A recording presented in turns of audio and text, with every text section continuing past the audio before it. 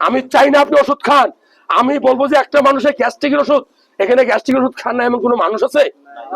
কিন্তু গ্যাস্ট্রিকের ওষুধ না খাই যে জীবন চালানো সম্ভব, আমি খাই না। আমি বলছি, আমি ওপেন এবং ক্লিয়ারলি বলছি, আমি কখনো গ্যাস্ট্রিকের ওষুধ খাই না।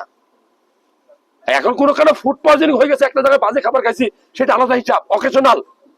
কিন্তু প্রফেশনাল যদি আপনি হন, 3 মাস 6 মাস 1 বছর আপনি গ্যাস্ট্রিকের ওষুধ খেতে থাকেন, ধরেন আপনি অমিপ্রাজল খাচ্ছেন, আপনার ভিতরে ভয়ঙ্কর রোগ হবে।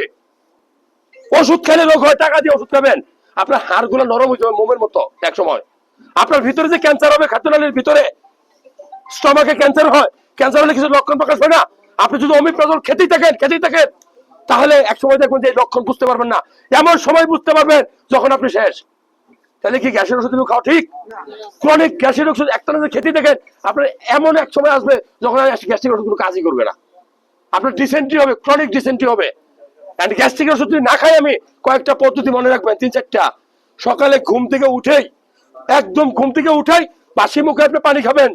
আমরা বলি যে 36 রকমের রোগ থেকে দূরে থাকে, আরে বাদ দেন 36, আপনার ভিতরে একটা চাঞ্চল্য আসবে, তারুণ্য আসবে। সকালবেলা ফ্রেশ পানি খেলে দেখবেন দিনটা ভালো যাবে, ব্রেন পানি পাবে, শরীর পানি পাবে, আপনার গ্যাস্ট্রিকের সম্ভাবনা কম থাকবে।